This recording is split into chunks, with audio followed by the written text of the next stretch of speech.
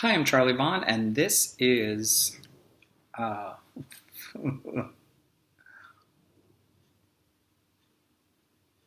Things Queer.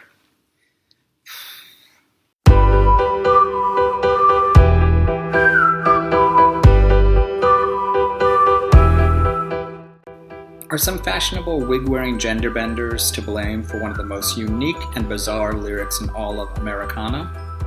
The simple answer is yes! Folks, I want to talk to you about the song Yankee Doodle Dandy, specifically the lyric about the doodle, or the dandy, putting a feather in his cap and calling it macaroni. Now, don't be confused, this man did not in fact put pasta in his hair, although when you hear the true story, I think pasta would have been a better option. Picture it, if you will, England, 1760s, aristocratic British heterosexual.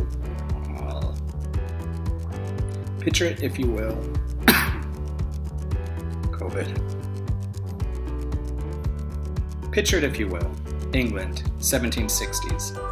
Aristocratic British men were returning from lavish tours of Europe with one thing on their mind and one thing on their head: a love for a brand new pasta called macaroni and big wigs with tight pants. Now, these upper-class men of sophistication and fashion wearing the big wigs and tight pants were collectively referred to as macaronis. Yes, named after pasta. Now, the song itself first appeared in about Yankee Doodle Dandy, first appeared around 1755. It was the British Army's homage to fighting alongside American soldiers. And the macaroni lyric didn't appear until the 1770s, after this bizarre fashion trend took effect. So, if you can believe it or not, when sophisticated men donned these big wigs and tight pants, it was still seen within the realm of quality fashion. However, once the lower class started to don the same big wigs, making them bigger and even more extravagant, pants getting tighter and tighter, and even carrying walking sticks, that's when the macaroni movement jumped the shark. Now let's break down the term Yankee Doodle Dandy. Yankee, of course, we know was a derogatory term applied by the British to the American soldiers. Doodle was, at the time, a fool or a simpleton. And dandy, of course, is a man who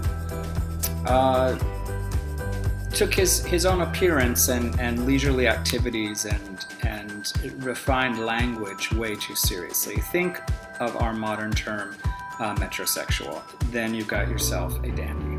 So put it all together, Yankee Doodle Dandy, putting a feather in his cap and calling it macaroni, is the equivalent of an American simpleton moron who completely misses the mark on fashion, puts a feather in his cap, and thinks he's now a part of high society. That is what the British were trying to say with that lyric. Now, I have no idea why the American soldiers decided to turn this song into a patriotic rally song. I can only imagine that it's kind of like the gay community reclaiming the word queer. It takes the sting out of it. But back to macaronis for one hot minute. Now, within a decade, the term macaroni went from meaning a sophisticated upper-class British citizen to somebody whose taste defies conventional wisdom on fashion. Now, it should be noted at the time that in England, a masculine man was described as somebody refined but not extravagant. They did wear wigs. Women, on the other hand, did not wear wigs. However, they did take to decorating their hair, which was piled high upon their head, and wearing extravagant things in their hair. It was even rumored that some of the women had hair piled so high that when they got into the carriages, they actually had to sit on the floor.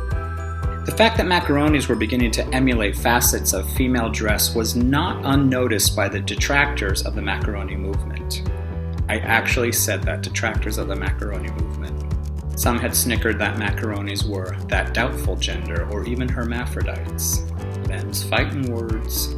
There was even a popular song at the time, though I don't know the tune, went, "His taper waist so straight and long, his spindle shanks like a pitchfork prong.